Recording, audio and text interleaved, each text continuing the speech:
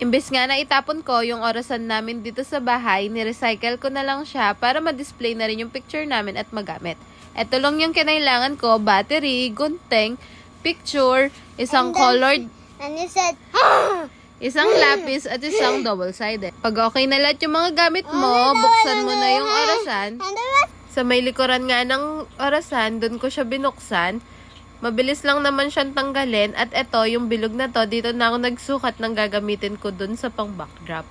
Bali, nag-shape lang din ako ng pabilog dito at sinusukat ko lang siya kung kakasya ba dun sa may mismong paglalagyan ko.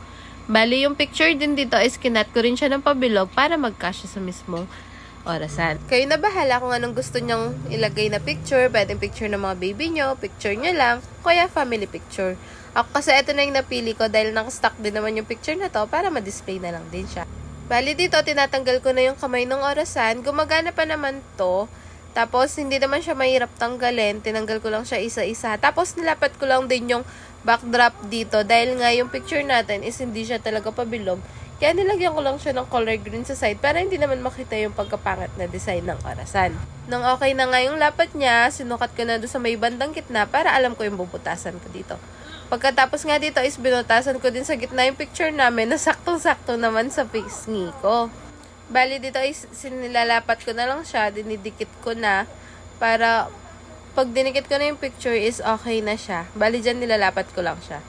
Bali dito yung picture yan, tinatansya ko lang yung sukat dito sa may gitna, tapos ikakat ko na rin din siya at pafinalize ko na. Bali nga dito is binaklas ko siya ulit dahil yung pagsasabitan mismo ng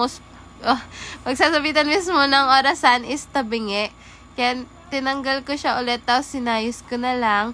Bali dyan nilapat-lapat ko na lang. Pagkatapos nun, nilagay ko na yung mga kamay ng orasan.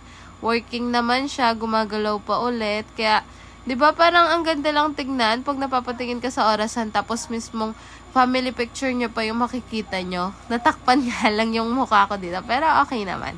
Bali dito binalik ko na rin yung glass niya tapos nilagay ko na rin ulit yung pinaka-lock ng orasan. Sandali lang siya, diba guys?